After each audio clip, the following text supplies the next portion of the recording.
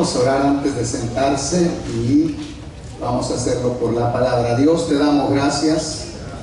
Te damos gracias, Señor, por tu palabra que va a ser expuesta en este momento. Ruego, Dios mío, que tú me des la gracia, que tú me des la sabiduría, que me des el entendimiento, Señor, y que sea tu Espíritu Santo hablándole a cada vida, en cada corazón. Que seas tú, Señor, glorificándote en las vidas presentes, en los amigos que están, los hermanos que están conectados en estas plataformas. Bendícelos de igual manera, de una manera especial, Señor. Te damos gracias. En el nombre de Jesús hemos orado, Padre, creyendo que tú obrarás y que harás lo que tienes que hacer en cada vida, de acuerdo a tu misericordia, por Cristo Jesús, Señor nuestro. Amén y amén. Pueden sentarse, hermanos. Queremos darle la bienvenida a aquellos que nos visitan por primera, segunda o tercera vez. Sean todos bienvenidos. Dense un aplauso a la iglesia.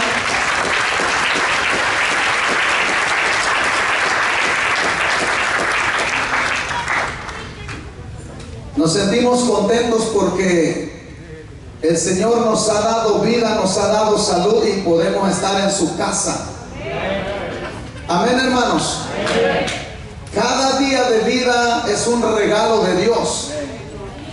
Cada momento, hermanos, que podemos abrir nuestros labios y adorar al que lo merece, esto es a Jesús de Nazaret, es una grande bendición. Amén, hermanos. Amén. Porque no somos nosotros casualidades, o no vivimos por casualidad, sino que alguien nos formó en el vientre de nuestra madre. Alguien, hermanos, tuvo a bien el darnos vida dentro del vientre de nuestra madre. Alguien se preocupó por nosotros el día que determinamos vivir de una manera equivocada en el pecado, alejado de Dios. Hermanos, la Biblia dice que ya Dios nos había amado desde antes de la fundación del mundo. Y el amor de Dios es inentendible. Éramos malos, éramos hijos de ira, pero Dios tuvo a bien amarnos. Y yo no sé cuántos se sientan contentos porque el Señor nos conocía, quienes éramos, y ya nos amaba.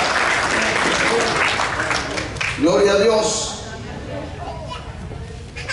¿Cuál es la gran comisión, hermanos?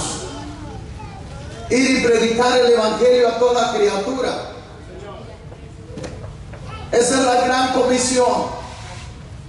Y más de una persona que predica la palabra de Dios, el deseo de ella es que la gente que la escucha se convierta a Cristo.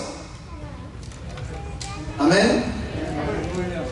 Yo creo que todos tenemos la expectativa de que cuando al amigo que tenemos al lado en el trabajo, tenemos la expectativa del compañero de la escuela, tenemos la expectativa de aquel vecino que está al lado de nosotros. Cuando le hablamos la palabra del Señor, nuestra expectativa es de que ese individuo, esa persona se convierta a Cristo, porque nosotros entendemos que fuera del Señor no hay sino muerte, y nosotros entendemos que en el Señor, hermanos, la muerte sale huyendo y entra la vida eterna a la persona que lo recibe como Señor y Salvador. Entonces la expectativa nuestra es que la persona a la cual le hablamos se convierta a Cristo. Si estamos acá, hermanos. Sin embargo, en la Biblia hay un personaje que va a hablar la palabra del Señor. Ni Pedro, hermanos, con la unción del Espíritu Santo ganó tantas vidas como este personaje. En un mensaje de un día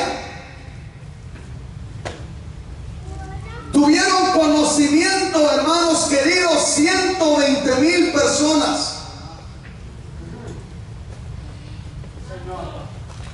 Y él, en vez de haberle dado gracias a Dios, porque en realidad el mensaje de este hombre no iba compuesto de teología, no llevaba, hermano, un bosquejo armado homiléticamente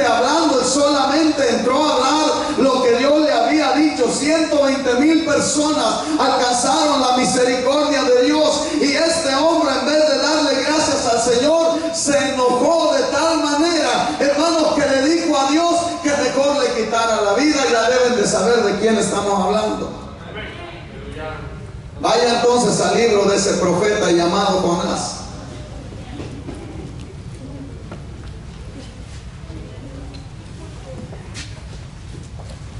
Son cosas bien extrañas, ¿verdad, hermanos?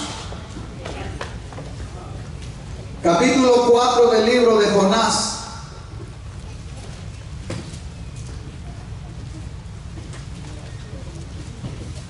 Vamos a leer del verso 1 al 4, ahí sentaditos como están. La palabra del Señor se lee en el nombre del Padre, del Hijo y del Espíritu Santo. La iglesia presente dice: amén.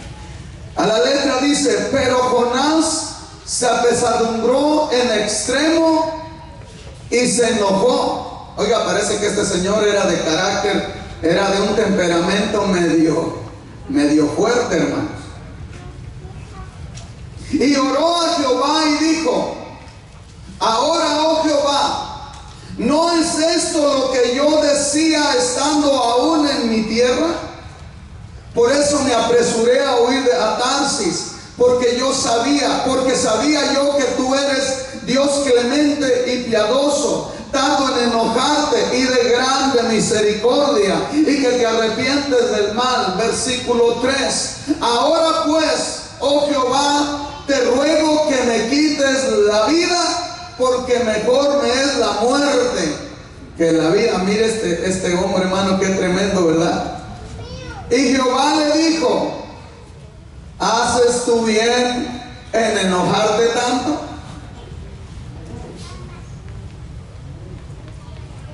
Es que nosotros somos como las hormigas esas rojas, ¿verdad? Coloradas, grandononas, que usted las medio molesta y solitas se andan desbaratando. Ellas solitas se andan ahí arrancando las piernitas que tienen, solitas se matan, porque, hermanos, son unos animalitos demasiado violentos. Y hay personas que son, hermanos, extremadamente violentos, tienen un carácter tremendo. Y sabe que yo le preguntaría: ¿quién no en algún momento de coraje, en algún momento de ira, no ha hablado palabras que después dice mejor no lo hubiera dicho? Palabras que golpean, palabras que lastiman, palabras que marcan, hermano, porque cuando la persona se enfurece, tiene las costumbres, algunos, de hablar palabras tan torpes que después tienen que pagar con sufrimiento y lágrimas el hablar de una manera equivocada.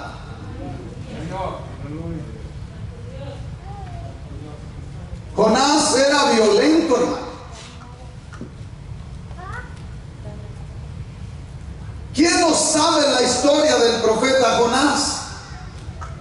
En la escuela dominical a los niños se les enseña siempre lo mismo, aunque se les ha enseñado un poco equivocado al decir que a Jonás se lo tragó una ballena. Sabrá si estaba llena o estaba vacía, pero la Biblia dice que se lo comió un gran pez.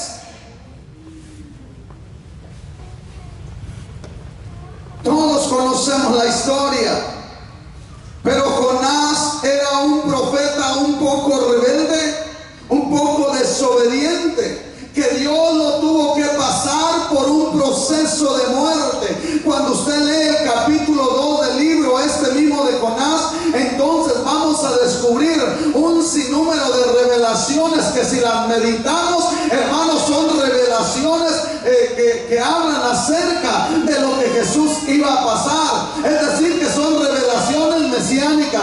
Pero el asunto es que este hombre pasó por un proceso en donde dice que él sintió llegar al infierno, él sentía la muerte, pero era necesario que él fuera quebrantado, fuera pasado por ese proceso, porque Dios lo quería usar para llevar su mensaje. Sin embargo, esta experiencia no le cambió el carácter a Jonás, no le cambió su actitud en contra de la gente de Nínive. Igual él salió, fue a hablar la palabra, pero yo entiendo que lo hizo de una manera agridulce, molesto. De aquí a 40 días Nínive va a ser destruida.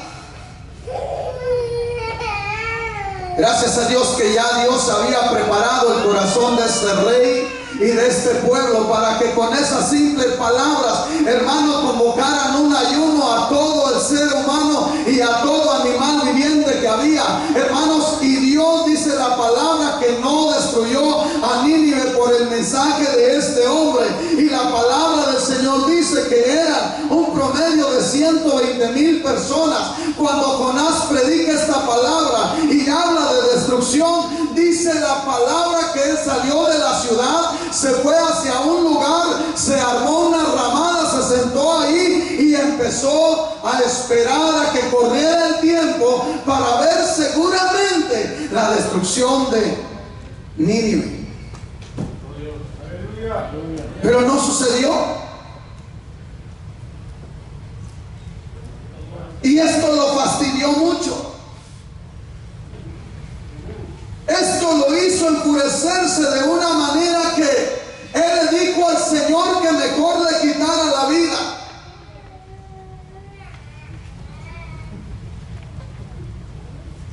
Tremendo Jonás, ¿verdad, hermanos? Había perdido su identidad en Dios, Jonás. Y cuando una persona pierde su identidad en Dios, significa que no sabe cuál es el rol que él juega dentro del reino de Dios.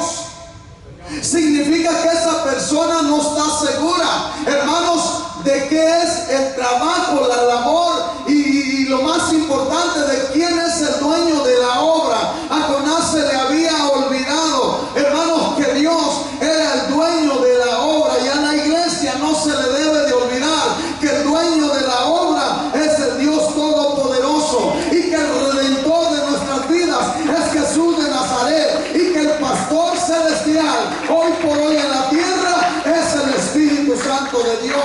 Y solamente usted y yo somos colaboradores de Dios, nada más. Somos colaboradores del Señor. Dice Ezequiel 18:4: he aquí que todas las almas son mías, como el alma del Padre, así el alma del Hijo es mía. Y luego dice: el alma que pecare, esa morirá. Si hay alguien en el monitor, hermano, que nos ponga esa cita.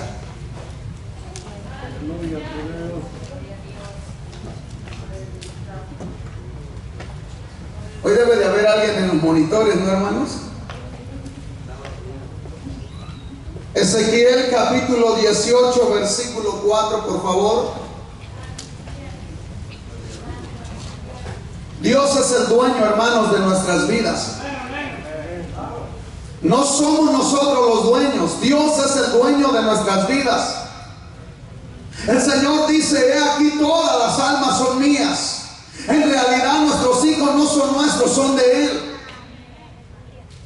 La vida que nosotros tenemos el día de hoy en realidad no es nuestra, Él le pertenece al Señor, amén. Así que, hermanos, no tenemos nada de que nosotros pararnos el cuello y decir: esto es mío. No, todo es del Señor, de tal manera que aún el mismo salmista dice: de Jehová en la tierra y su plenitud, el mundo y los que en él habitan. Porque fue Él el que la formó, no fuimos nosotros, fue Dios el que la creó. Él es el dueño, Él nos da la vida, Él es el dueño de cada uno de nosotros. Él es, hermanos, el dueño de todo lo visible y lo invisible, porque Él es el creador de todas las cosas. Así que una vez que entendemos que Él es el dueño de todo, entendemos, hermano, y nosotros tenemos que identificarnos que nosotros solamente somos colaboradores, y que Él, como dueño, Él puede hacer lo que Él quiera, porque Él es el dueño. Nunca debemos de olvidar quiénes somos dentro del plan de Dios.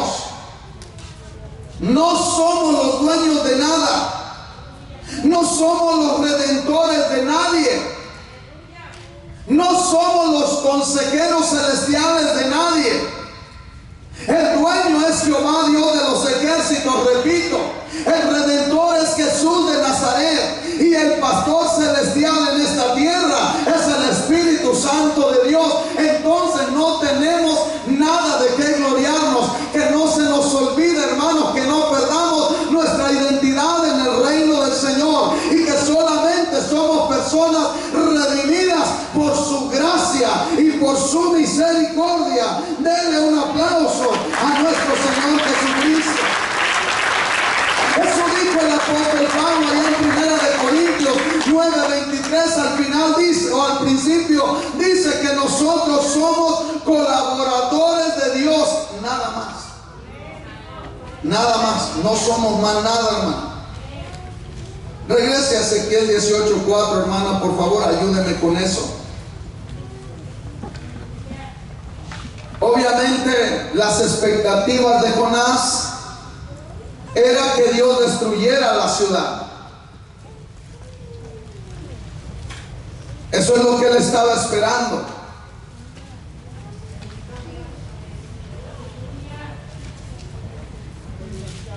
Dios le hace la pregunta y yo digo, hermano, ¿cómo es que Dios es paciente con nosotros?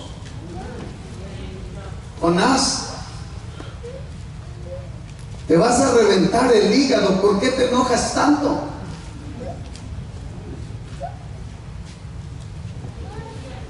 Estaba muy enojado el hombre. Debajo de su enramada. Y la Biblia dice que Dios hizo nacer una calabacera, o sea, una guía, y la puso arriba de la enramada. Y aparentemente, por lo que la Biblia dice, hermanos, entonces cuando vino esas grandes hojas de esas guías, solo me lo imagino, hermano, aquel hombre se contentó en gran manera porque tenía la enramada y estaba bien aforradita, no había calor, no había nada, y entonces se contentó. Dice que él se regocijaba en gran manera por causa de la guía, de la calabacera que Dios le había puesto para que lo cubriera del sol. Pero como Dios todo lo hace perfecto, Dios todo lo hace con un propósito, y por alguna razón, entonces ya Dios había preparado un gusano para que secara la tal guía o la calabacera. Cuando se secó, dice la palabra que Dios mandó un viento solano.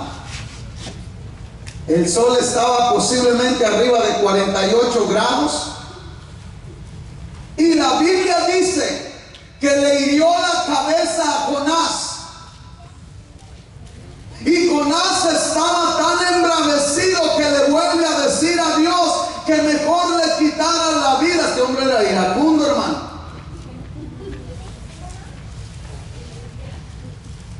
Y uno se pregunta por qué Dios no le quitó la vida a este hombre si eso le estaba pidiendo.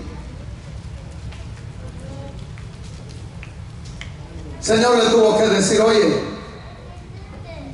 ¿por qué le tomaste tanto amor a esa guía, a esa calabacera?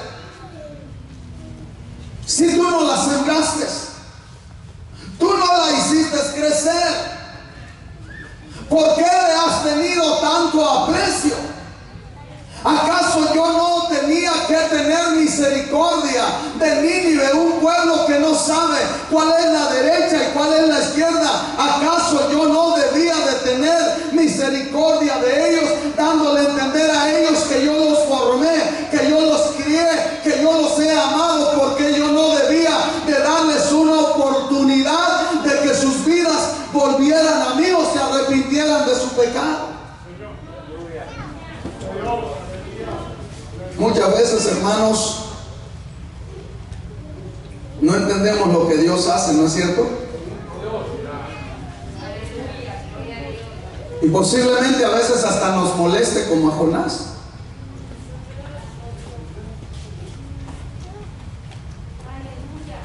Muchas veces no estaremos de acuerdo con lo que Dios hace dentro de su reino.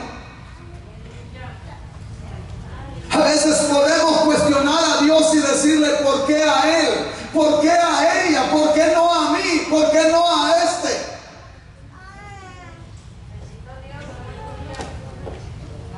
Yo también le he preguntado a Dios, ¿por qué él? ¿Por qué aquella?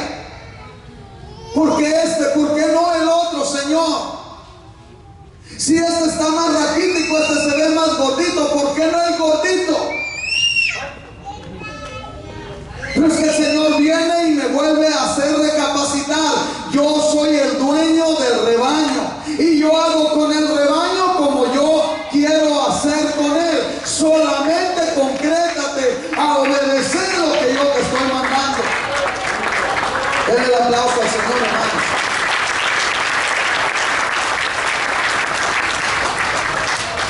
Hace unos 12 años será, falleció un hombre muy reconocido dentro del ministerio evangelístico. Un hombre que Dios usaba poderosamente. Murió joven, hermanos, como a los 42 años. Poderoso el hombre. Era un muchacho que desde la juventud le había servido a Dios, y a los 42 años el Señor lo mandó levantar de la tierra. Y más de 3 personas me llamaron y me dijeron estas palabras: pastor, ¿por qué Dios le quitó la vida a fulano de tal? ¿Por qué no a un pordiosero? ¿Por qué no a aquel que está tirado en la calle? ¿Por qué no se la quitó a un narcotraficante? ¿Por qué no se la quitó a un borracho? Y empezaban a decirme, y yo solamente me concretaba a decir: yo no sé por qué, pero son voluntades de Dios que hay que respetar. Él es el dueño de la obra y Él hace lo que Él quiere, hermano. ¿Por qué se lo llevó? No sé. ¿Quién le va a hacer cambiar a Dios las cosas? Uno se puede preguntar y decir: Señor, ¿por qué salvaste a Pablo? ¿Por qué no le diste ese ministerio a alguno de tus seguidores? Si este hombre era un perseguidor de la iglesia, era un hombre que aborrecía a los cristianos, ¿por qué a Pablo? Uno se puede preguntar lo que le acabo de decir hace un momento atrás: ¿por qué Dios no le quitó la vida a Jonás si Jonás le estaba pidiendo que se la quitara? Estamos aquí, hermanos.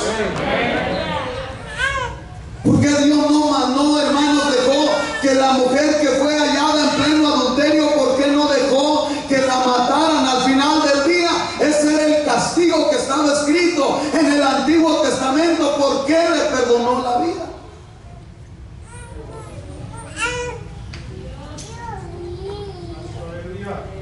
Bendito sea el nombre del Señor. Siempre me había preguntado por qué Dios dejó que quedara el reino de Israel en las manos de Salomón y no en el primogénito de David.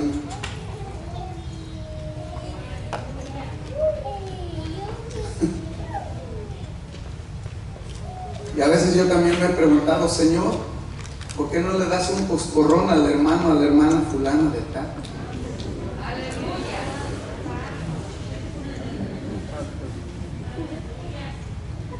Misericordia, Señor.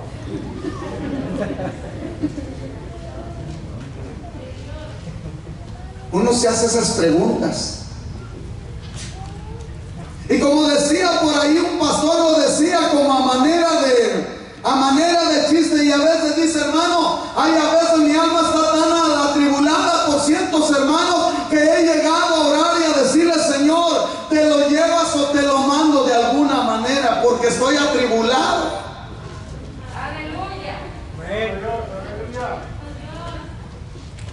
Pero entendemos que Dios es el dueño de la obra.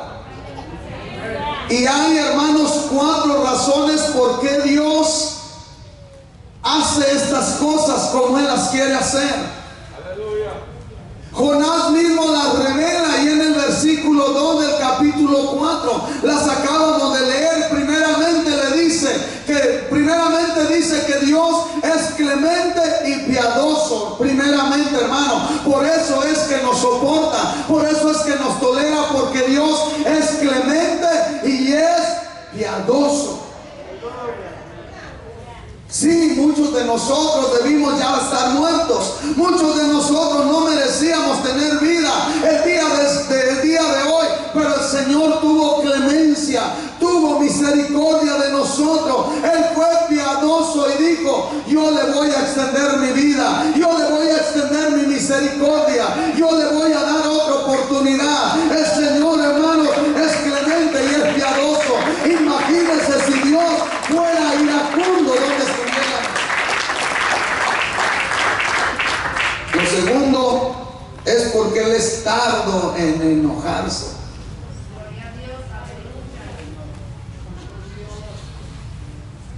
Nada más. El Señor es tardo en enojarse. Qué bueno que Él no es iracundo, ¿verdad, hermanos? Y lo tercero, porque es grande en misericordia. Siempre hemos hablado, hermanos, con mi esposa. A veces nos hemos sentado a hablar estas cosas. Y a veces hablamos de aquí mismo de la congregación.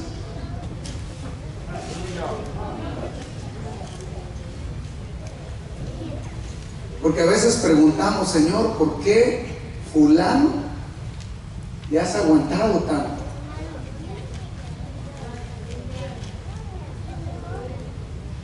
Porque nosotros conocemos la congregación.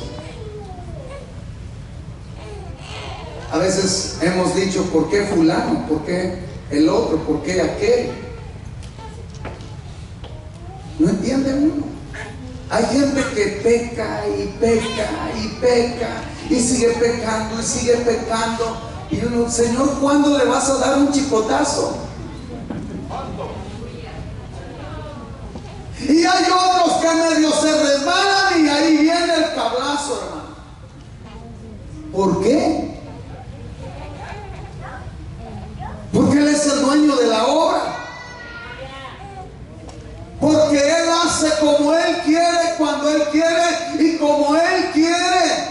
Él es el dueño de la obra, hermano. No somos nosotros los dueños, no. Es Él el dueño de la obra. Hermana, manténgame ese versículo, por favor, de Ezequiel 18:4. Él es el dueño de la obra y Él puede hacer lo que Él quiere. Así que, hermano, lo que nosotros nos resta hacer es glorificar su nombre y decirle: Señor, ten misericordia. Señor, ayúdame a ser fiel. Señor, ayúdame a amarte con toda mi mente, con toda mi fuerza, con todo mi corazón. Amén, hermanos.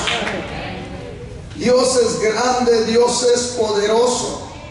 ¿Cómo es posible que este hombre no tuviera misericordia de toda una gran ciudad? Pero él le había dolido en el corazón que una calabacera se secara. Así hay gente, hermano, que a veces le da más coraje cuando algún rival se convierte a Cristo, o una persona que le cae mal se convierte a Cristo, que ver, hermano, a alguien caído y que no le compunge el corazón.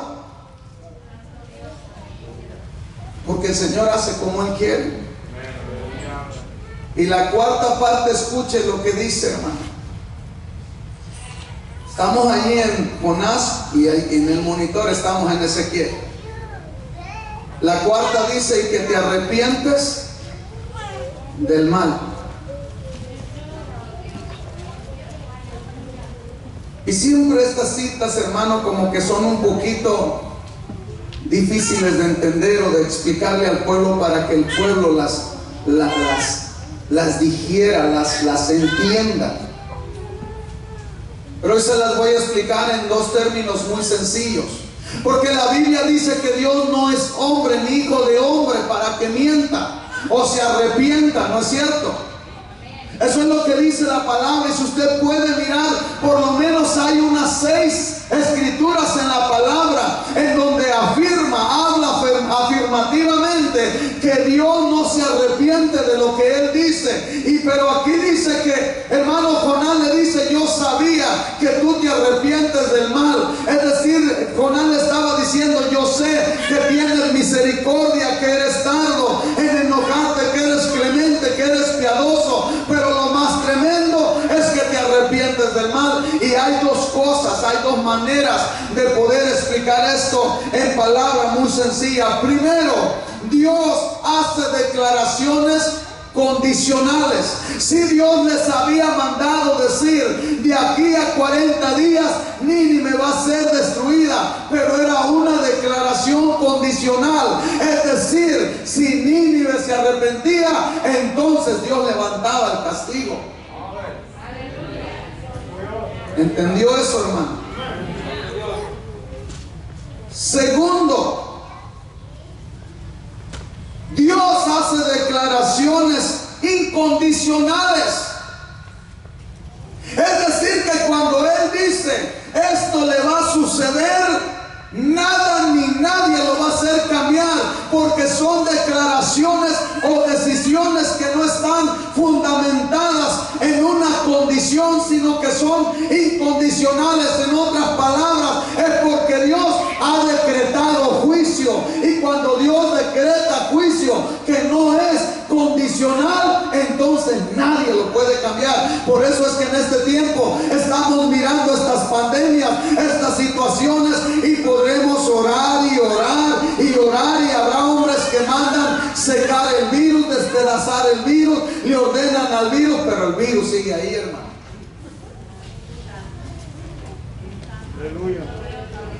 Porque es una declaración incondicional. Y al Señor Jesucristo lo había hablado en San Mateo 24, que iba a haber pestes, y esta es una de estas pestes, y cosas peores le vienen a la humanidad. Pero hay esperanza para la iglesia que va a ser arrebatada a la presencia del Señor, la iglesia que se mantiene pura, la iglesia que se mantiene con la expectativa de la venida del Rey de Reyes y Señor de Señores. Déselo con ganas, hermano, al Señor.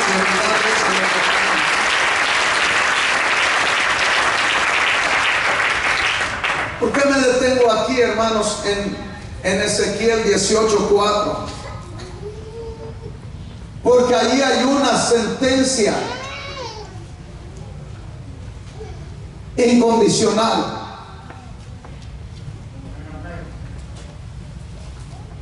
Dios no la puede cambiar, el hombre no la puede cambiar, ya está establecido.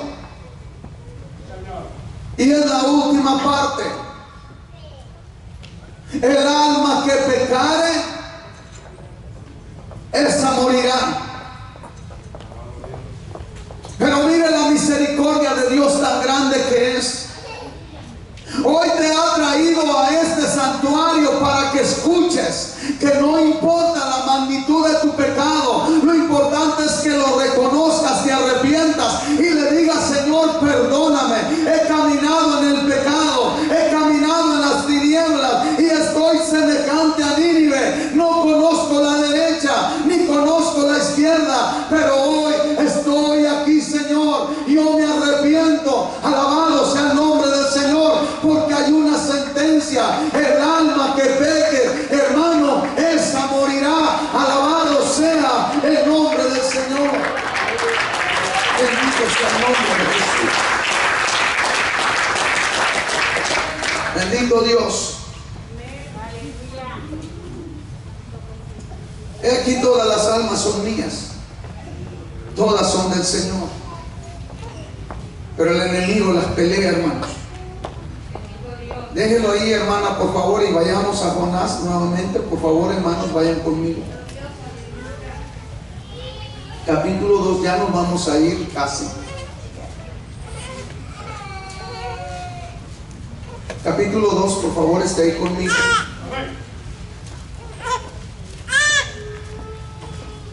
Versículo 1 dice: entonces, ¿qué hizo Jonás?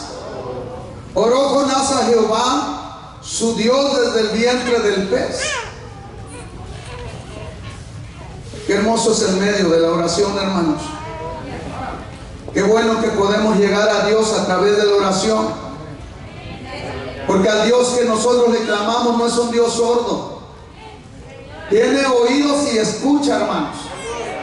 El Dios al cual le servimos no está esculpido en un pedazo de madera, no está esculpido, hermano, en un pedazo de piedra, hermano. El Dios nuestro está sentado en el trono del tercer cielo, y Él sí escucha, no importa de dónde oremos, Él nos escucha. Sus oídos están atentos al clamor de aquel que le habla del corazón.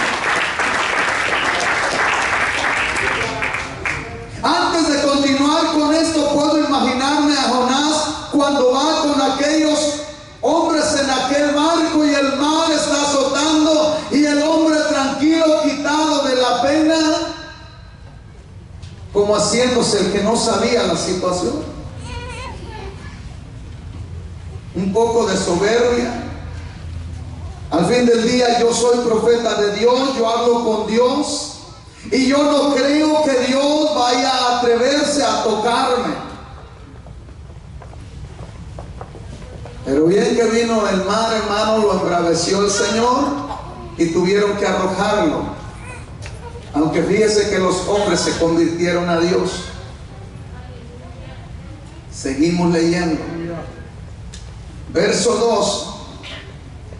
Y dijo: invoqué en mi angustia a Jehová, y Él me oyó. Desde el seno del Seol clamé, y mi voz oíste. Porque es que cuando estamos pasando tribulaciones, nuestras oraciones no son mecánicas, hermano. Cuando estamos pasando tribulaciones por alguna razón, cuando estamos orando, en nuestras oraciones no nos estamos durmiendo ni estamos bostezando, porque cuando hay angustia, hay quebrantamiento de la soberbia carnal. Hermano, cuando hay angustia, el Espíritu gime de una manera especial al Señor. Por eso, hermano, es que Jonás dice: oye, yo clamé desde adentro y tú me escuchaste. Estaba en angustia porque seguramente el hombre pensaba: de esta no salgo. No sé qué haya pensado. De pronto ha de haber dicho: mejor hubiera obedecido al Señor. Pero clamó en la angustia y Dios lo escuchó. Versículo 3. Me echaste a lo profundo, en medio de los mares, y me rodeó la corriente. Todas tus ondas y tus olas pasaron sobre mí. Entonces dije: desechado soy delante de tus ojos, mas aún veré tu santo templo. Las aguas me rodearon hasta el alma, rodeóme el abismo, el alga se enredó a mi cabeza, descendí a los cimientos de los montes, la tierra echó sus cerrojos sobre mí para siempre, mas tú sacaste mi vida de la sepultura, oh Jehová, Dios mío. Y es que no hay nada imposible para nuestro Señor. Si Él tiene que abrir la tumba, Él la abre. Si Él tiene, hermano, que mover la tierra, Él la mueve. Si Él tiene que detener el universo, Él lo detiene. No hay nada imposible para el Señor. Y si hay algo que nosotros debemos de entender cada día más, hermano, es que en medio de las turbulencias, Dios está con nosotros. Dios está con nosotros. Dios está con nosotros. Dios está con nosotros. Por último, quiero leer este versículo, hermanos. 7. Cuando mi alma desfallecía en mí, ¿qué hizo? Me acordé de Jehová, y mi oración llegó hasta ti en tu santo templo. Cuando ya no tenía esperanza, me acordé que yo le sirvo a un Dios vivo. Cuando mi alma estaba angustiada, oré porque me acordé que hay un Dios que yo le sirvo y voy a clamar para ver si tiene misericordia. El resto de la historia dice que hermanos lo tiraron y ya Dios lo tenía un pez para que lo llevara a darle ese pequeño recorrido para que él pasara el proceso de quebrantamiento y pudiera llevar la palabra que Dios le había dado para llevarle al pueblo de Nínive. Quiero decirle, no esperemos que Dios nos quebrante, hablemos la palabra, hablemos la palabra. El Señor Jesús nos mandó a llevar la gran comisión a toda criatura, hablar y decirle, hermano, especialmente en estos últimos días, cuando está pronto a tocar la trompeta en el reino de los cielos, y los muertos en Cristo nos levantaremos, y los que estemos con vida seremos transformados en un abrir y cerrar de ojos. Leves aplausos al Rey de Reyes en esta noche. Aleluya. Voy a pedirle se ponga de pie a la iglesia. Quiero que ahí del ejército, si usted le puede decir al que está al lado de usted, no discutas con Dios, solo obedece.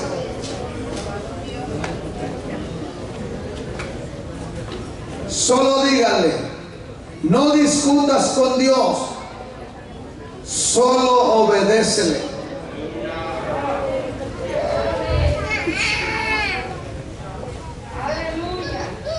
No le preguntemos a Dios, solo vamos a obedecerle. No cuestiones a Dios, no le preguntes por qué, no le digas por qué. Eso es lo que Dios ha estado poniendo en mi corazón en todas estas semanas. No cuestionemos a Dios. En medio de esta situación que para nosotros muchas veces nos produce hasta cierto temor, bien pudiéramos tener esa tendencia de decirle al Señor, ¿por qué? No le preguntemos, no lo cuestionemos. No pierdas tu identidad en Dios.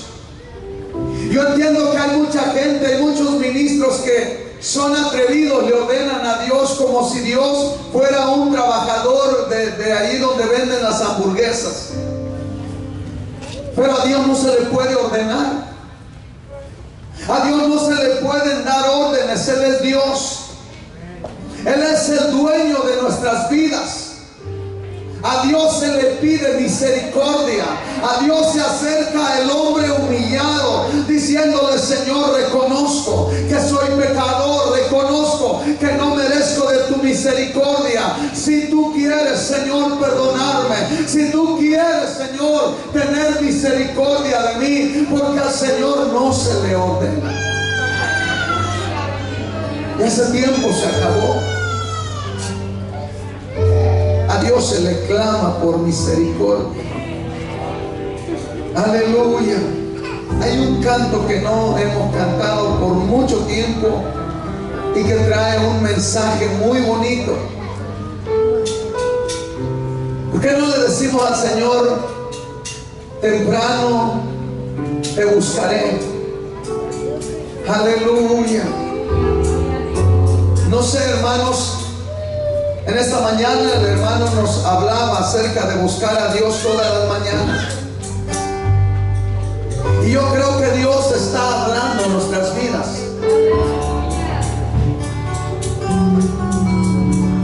Sería bueno que si usted no acostumbra a orar en las mañanas, le animo a que lo haga. No le voy a poner cantidad de minutos, usted sabrá cuánto, pero sería bueno que por lo menos cuando abra los ojos, cuando se levante, sería bueno que por lo menos le diga, Señor, gracias por tu misericordia.